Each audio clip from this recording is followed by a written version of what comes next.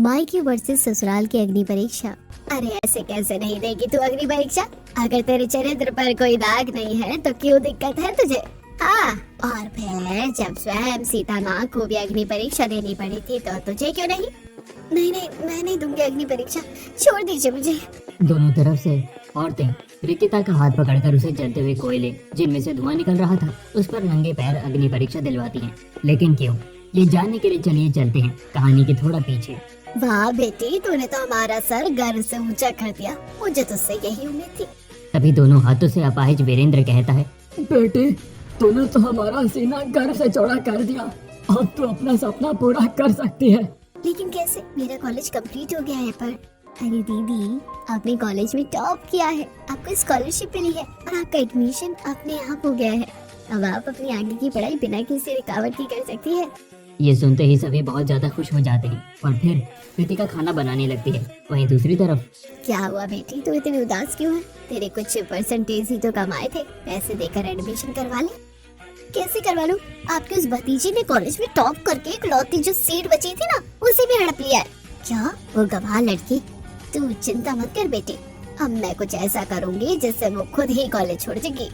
सुमित्रा की बात सुनकर रिया खुश हो जाती है और फिर अगले दिन घर का पूरा काम करके कॉलेज के लिए निकलती है। दीदी, आज तो आपकी कॉलेज का पहला दिन है, बेस्ट ऑफ लक। हाँ ठीक है।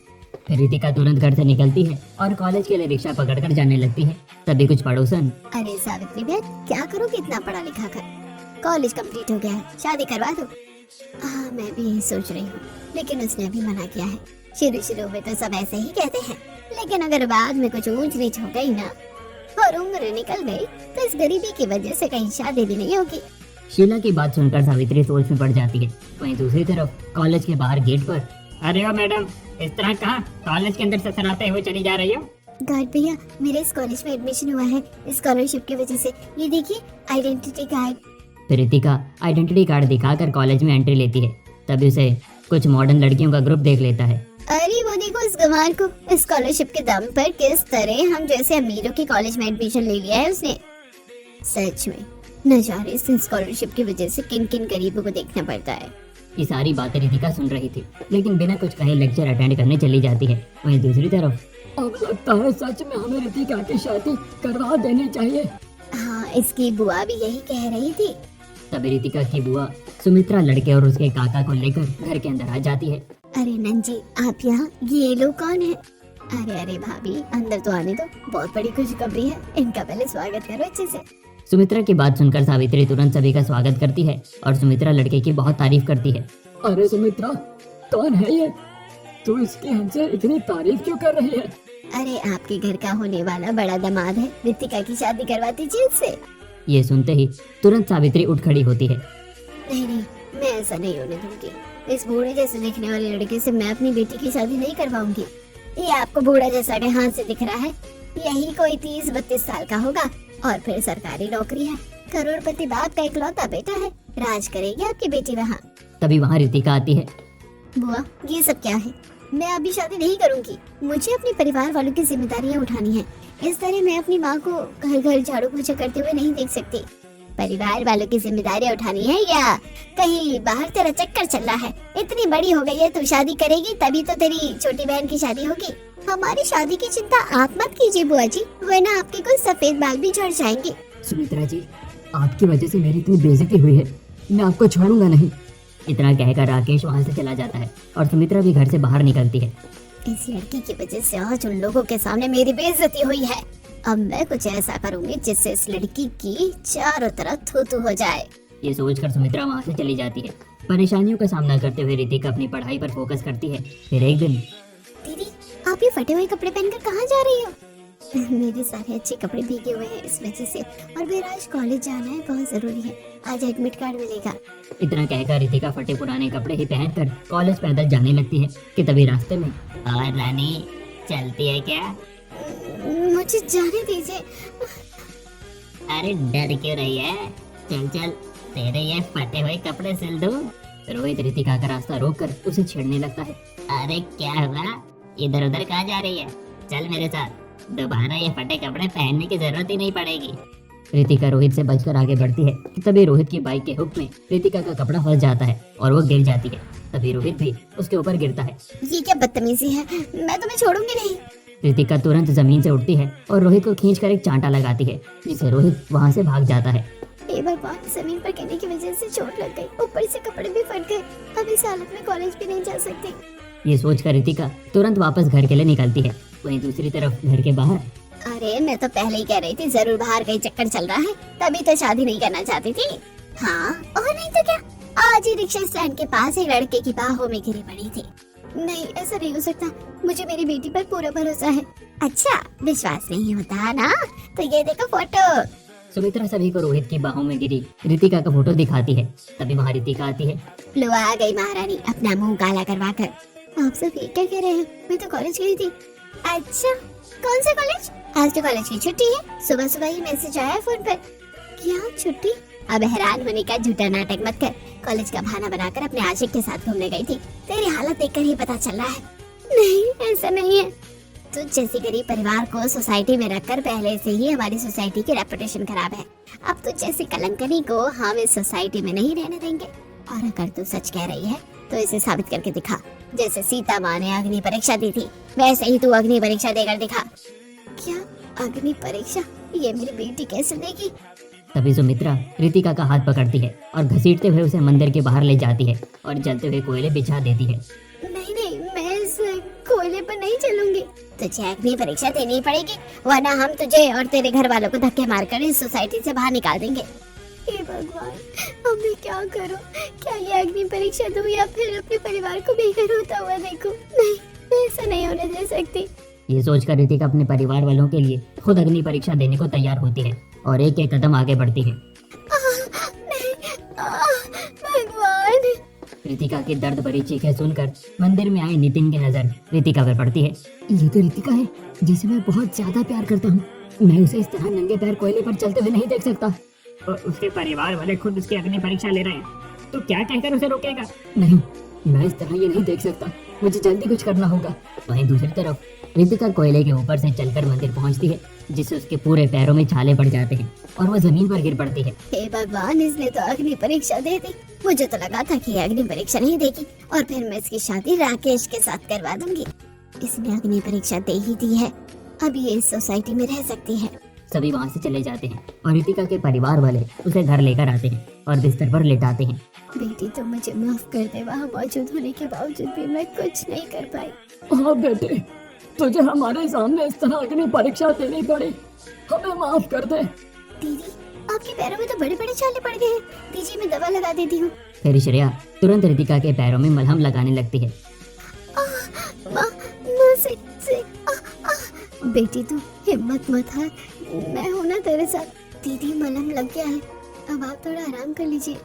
फिर सावित्री रितिका को कंबल उड़ाती है और फिर रितिका कराहते हुए सो जाती है। वहीं दूसरी तरफ बिल्कुल। वैसे भैया, आप आज इतने चुप कैसे हैं? नहीं, कुछ नहीं। नहीं, कुछ तो बात है, तू बता सकता है हमें? लगता है यही सही वक्त है सच्चाई बताने का, क्योंकि मैं रितिका से ज्यादा देर दूर नहीं रह सकता। ये सोचकर नितिन रितिका के बारे में सभी को सारी बातें बताता है। क्या सच में उस लड़की ने इस कलयुग में भी कोयलों पर चलकर अग्नि परीक्षा दी है? फिर तो तेरी पसंद बहुत अच्छी है। उस लड़के के अंदर अद्भुत सहनशीलता है। हाँ पापा, और मैं उसे बहुत प्यार करता हूँ।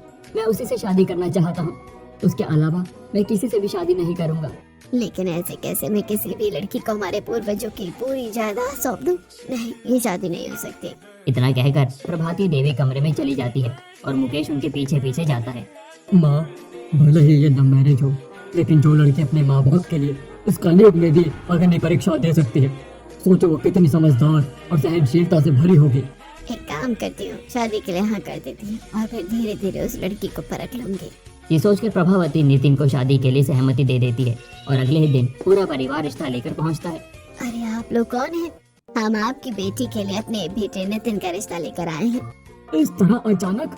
हाँ, हम और ज्यादा देर नहीं करना चाहते थे। नितिन आपके बेटे से बहुत सालों से प्यार करता है, बस उसे कभी बोलने की हिम्मत नहीं हुई। लेकिन मैं अभी शादी नहीं करूंगी। देख बेटी, अब तो इनकार मत कर, पहले ही बहुत कुछ हो गया है। हम और ये सब नहीं झेल सकते। तेरे बाद श्रेया की भी शादी करवानी है। सावित्री की बात सुनकर रितिका मायूस होकर हाँ कर देती है और इस तरह दोनों परिवारों की आपसी सहमति से रिश्ता तय हो जाता है। फिर कुछ दिनों बाद हे भगवान, क्या सच में यही कलयुग है?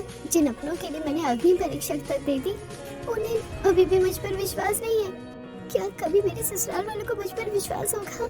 अब इसी तरह दिन बीतते हैं और फिर शादी के दिन अब वर और वधू पेड़ों के लिए खड़े हो जाएं। नितिन खड़ा होता है और रितिका भी लड़खड़ाते हुए खड़ी होती है। अरे संभाल कर रितिका, तुम ठीक तो हो ना? नहीं, कुछ नहीं, बस ऐसे ही। फिर रितिका नितिन के साथ लड़खड़ाते हुए छाले वाले पैरों से ही फेरे लेती है। मुझे पता है रितिका, तुम्हारे पैरों में छाले हैं उस अग्नि परीक्षा की वजह से, लेकिन मैं अभी कुछ नहीं कर सकता, मुझे माफ कर दो। फिर इस तरह शादी की रस्में खत्म होती हैं और रितिका की विदाई के बाद वो नितिन के साथ अपने ससुराल पहुंचती है। और फिर गृह प्रवेश के वक्त बहू, अब अपने दाहिने पैर से इस कलश को गिराकर घर में गृह प्रवेश करो। फिर रितिका तुरंत कलश गिराकर जैसे ही अपना दाहिना पैर आगे बढ़ाती है कि तभी रुक जाओ बहू, पहले इस आरती के थाल में पैर रखो और फिर घर में एक लक्ष्मी की तरह गृह प्रवेश करो। अरे हाँ, मैं तो भूल गई थी। बहू, संभल कर करना ये रस्म। जी मम्मी जी। फिर रितिका आलते की थाल में जैसे ही अपना पैर रखती है, फिर रितिका थाल में अपने दोनों पैर रखकर घर में गृह प्रवेश करती है और अपने पैरों के निशान छोड़ती है कि हमारे घर में स्वयं लक्ष्मी माँ आई हैं।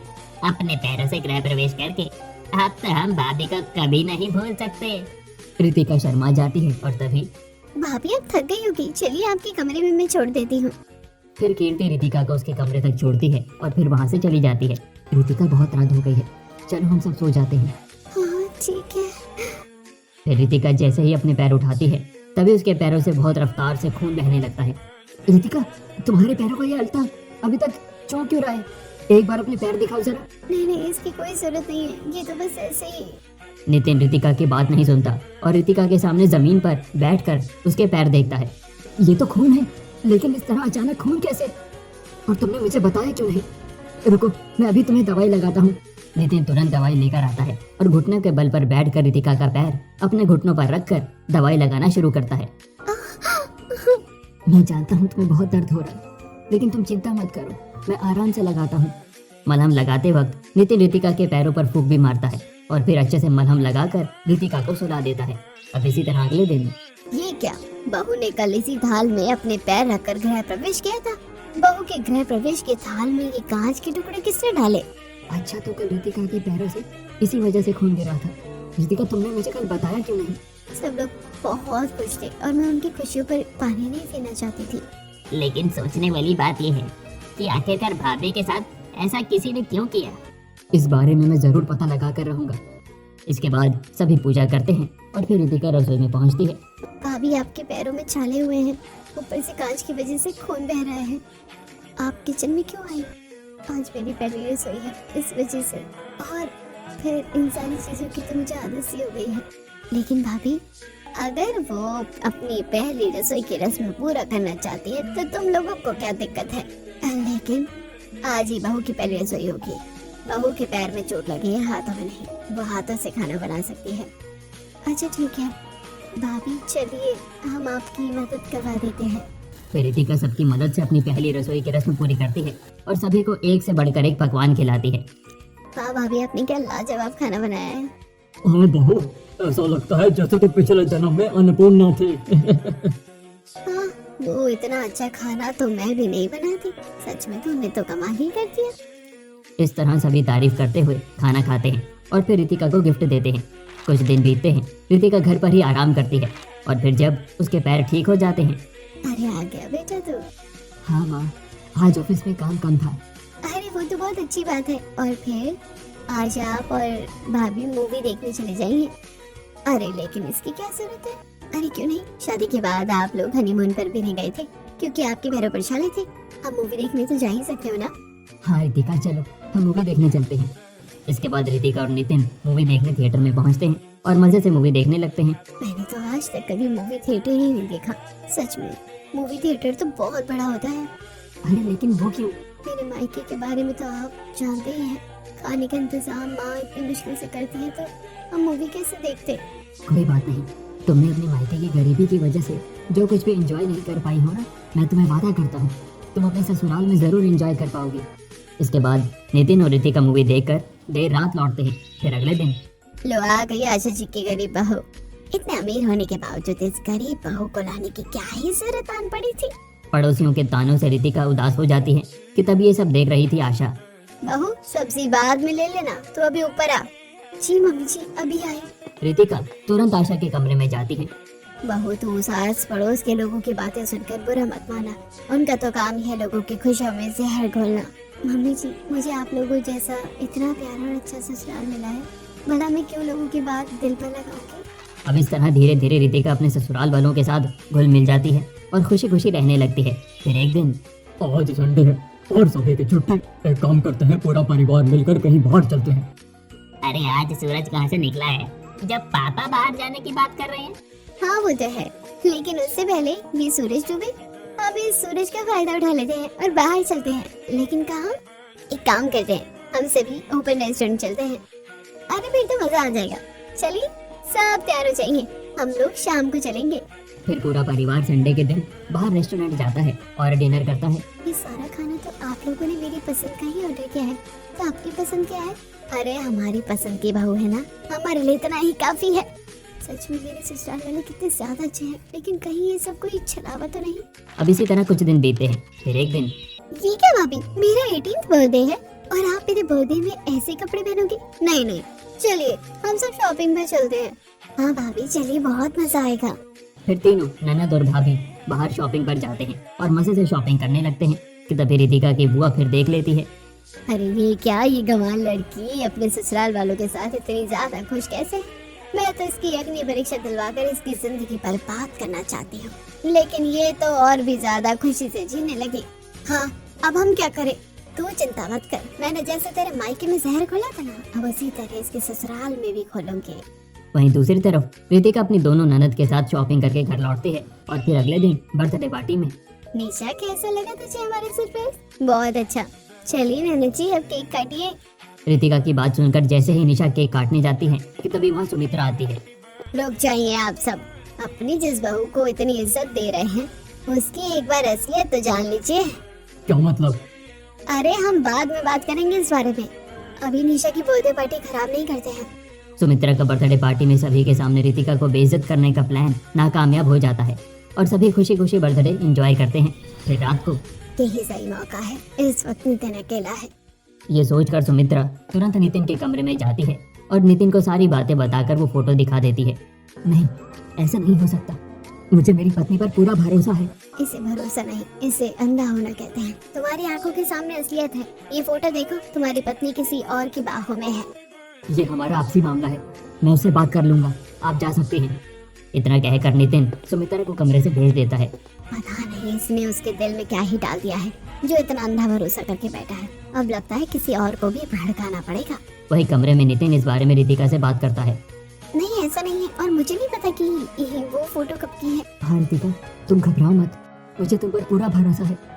मैं इस बारे में पता लगाने की कोशिश करूंगी। चलो अभी हम सो जाते हैं। फिर नितिन और रितिका सो जाते हैं और फिर अगले दिन सुबह मंदिर में। रुकिए रुकिए, मुझे आपको कुछ बताना है। आप कौन है और क्या बताना है? यही कि जिस लड़की को आप सची सावित्री समझ रहे हैं तो वो कलंकिनी है। आपके बेटे से शादी करने से पहले वो अपना मुंह कहीं और काला करवा चुकी है।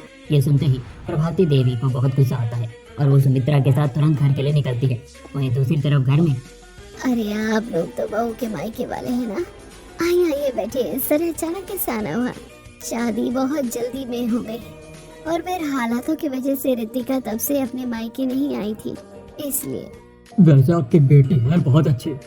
तभी वहाँ प्रभावती देवी सुमित्रा के साथ आती है और तुरंत सभी को सारी बात बताकर रितिका के ऊपर इल्जाम लगा देती है। नहीं ऐसा नहीं हो सकता है, ये मैं नहीं हूँ। क्या ये फोटो झूठी है? कैसे करें हम तुझ पर विश्वास? अगर तू सच्ची है तो फिर तू अग्नि परीक्षा देकर दिखा। क्या अग्नि परीक्षा? मम्मी जी मुझे मेरी बहू पर पूरा विश्वास है, वो ऐसा नहीं कर सकती। हाँ दादी, आपको जरूर कोई गलतफहमी हुई है, भाभी ऐसी नहीं है।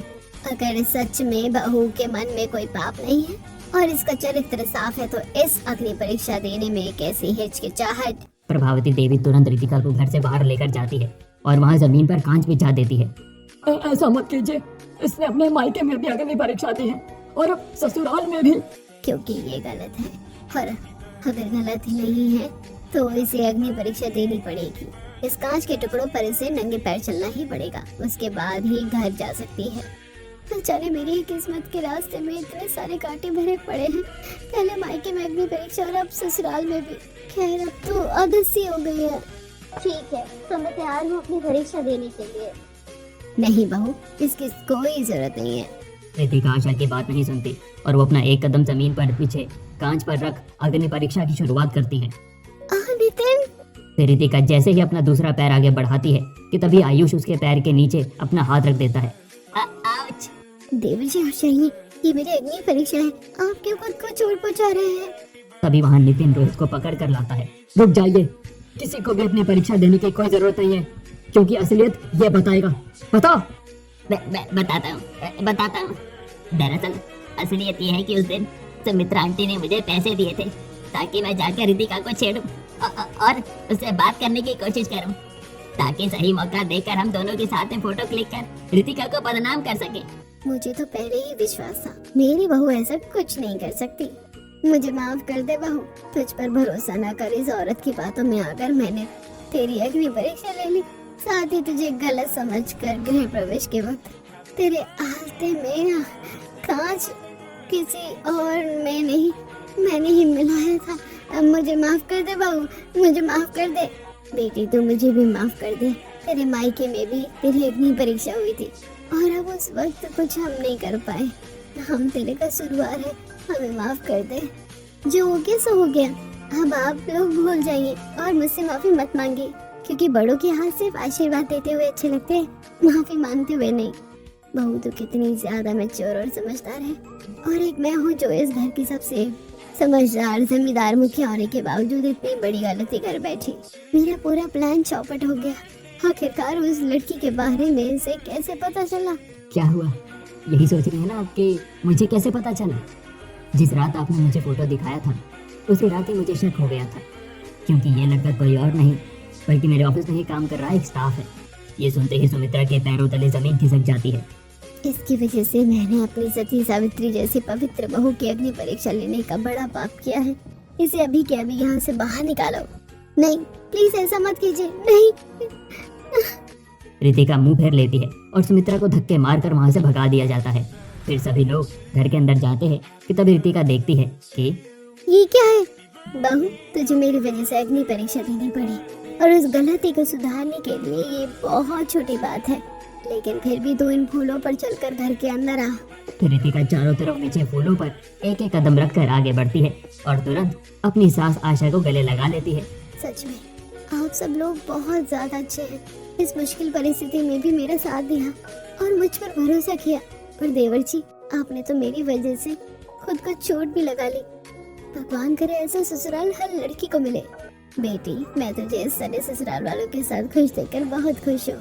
भगवान करे तुझे किसी की नजर न लगे। इसके बाद सावित्री वापस लौट जाती है और रितिका अपने ससुराल वालों के साथ खुशी खुशी रहने लगती है।